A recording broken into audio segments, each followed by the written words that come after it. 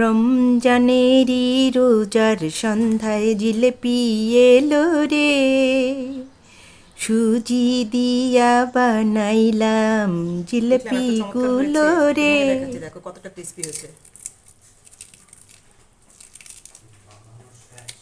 দেখো। By the way, welcome back to my channel Lipi's daily entertainment.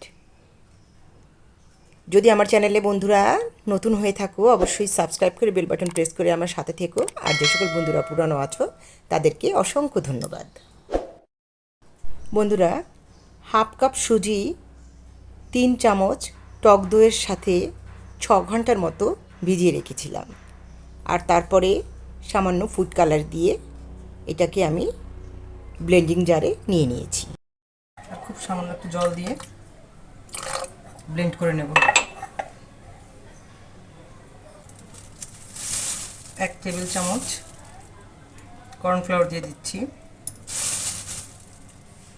খুব সামান্য একটু খাওয়ার সোডা দিয়ে দিচ্ছি। এগুলোকে এখন আমি একটু ব্লেন্ড করে আনবো।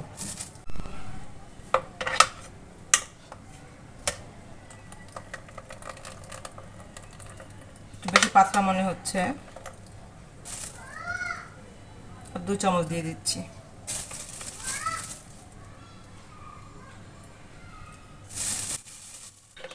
ইনগ্রেডিয়েন্টসগুলো মিশাতে সমস্যা হচ্ছে, তাই আমি একটা বোলের মধ্যে এটা ঢেলে নেব। বেশি পাতলা হলে পরে এটা একদম ছড়ায় ছড়ায় পড়বে, তখন কিন্তু ভালো হবে না।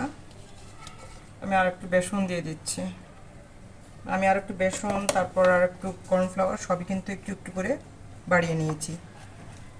মানে মোট কথা বেটারের ঘনত্বটার উপর ডিপেন্ড করছে তুমি কতটা কি মিক্স করবে। আমি ছোট 1 টেবিল চামচ ময়দা অ্যাড করেছিলাম, এটা স্কিপ হয়ে গেছে ভিডিও করার সময়। আর আরেকটা জিনিস খেয়াল করতে হবে, এই বেটারের কনসিস্টেন্সিটা খুব স্মুথ থাকতে হবে, যাতে করে উপর থেকে পড়লে একদম স্মুথলি পড়তে থাকে, সেটা ফলো করতে হবে। তাহলেই বোঝা যাবে যে সঠিক হয়েছে। জল দিয়েছি দেখো, হাফ কাপের মতো। আর 1 কাপ চিনি দিয়ে দিব। 1 কাপ মতো চিনি দিয়ে দিব।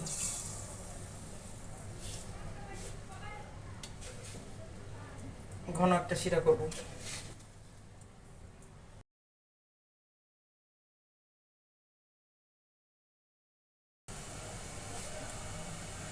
দুটো এলাচ ফাটিয়ে দিচ্ছি।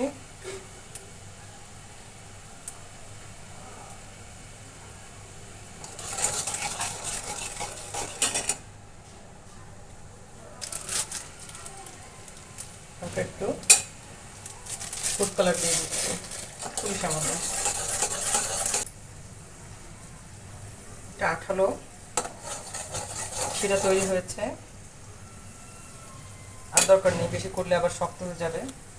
দিয়ে দিব একটা লেবু, রেখে দিচ্ছি। জিলিপিগুলো যেহেতু আমি বোতলের সাহায্যে ভেজে নেব, তাই বোতলে ভরে নিচ্ছি। আর তোমাদের অনেকেই এই পদ্ধতিটা জানো।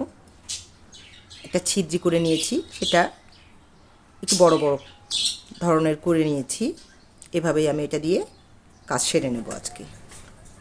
প্রথমে ভেবেছিলাম কড়াইতে ভেজে নেব, তারপরে দেখলাম যে এতে যে পরিমাণ তেল দরকার সে পরিমাণ তেল আমি ইউজ করতে চাচ্ছি না। অল্প তেল দেওয়ার কারণে জিলিপিগুলো মাঝখানে পড়ে যাচ্ছিল, তাই আমি ছড়ানো একটা পাত্রে পরে চেঞ্জ করে নিয়েছি। বেটারের ঘনত্বটা খেয়াল করো, এরকম স্মুথ একটা বেটার তৈরি হবে। ভিডিওটি ভালো লাগলে অবশ্যই লাইক কমেন্ট শেয়ার করতে কিন্তু ভুলবে না। আর এতক্ষণ দেখার পরেও যে সকল বন্ধুরা সাবস্ক্রাইব করেই উঠতে পারোনি, তাদেরকে আবারও রিকোয়েস্ট করছি, প্লিজ সাবস্ক্রাইব করে বেল বাটন প্রেস করে আমার সাথে থেকো।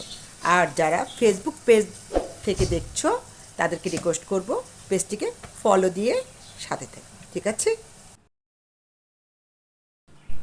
প্রথমে 1 ব্যাচ কড়াইতে দিয়েছিলাম, শেপটা ভালো করতে পারিনি, সবগুলো মাঝখানে জড়ো হয়ে গিয়েছিল, তাই ছড়ানো পাত্রে দিয়েছি।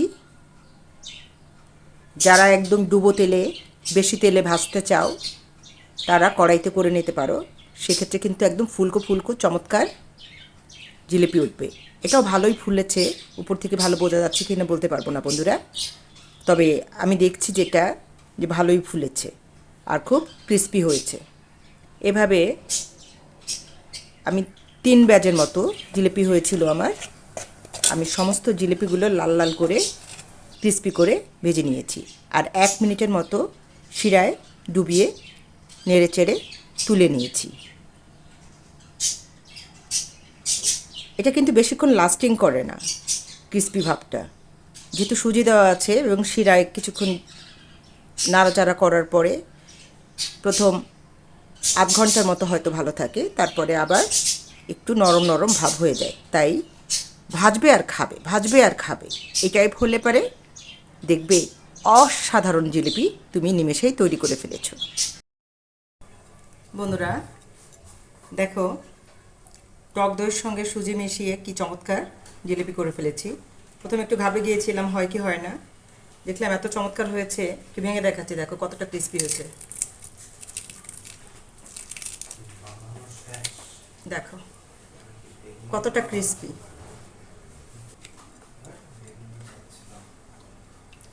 তাহলে আর দোকান থেকে কিনে নয়, ঘরে যা আছে তাই দিয়ে আমরা চেষ্টা করি এই ধরনের সুন্দর সুন্দর রেসিপি তৈরি করে নিতে পারি। ভিডিওটি ভালো লাগলে অবশ্যই লাইক কমেন্ট শেয়ার করতে ভুলবে না, ঠিক আছে?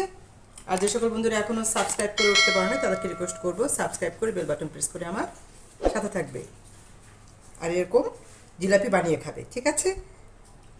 ভালো থেকো সবাই, টাটা।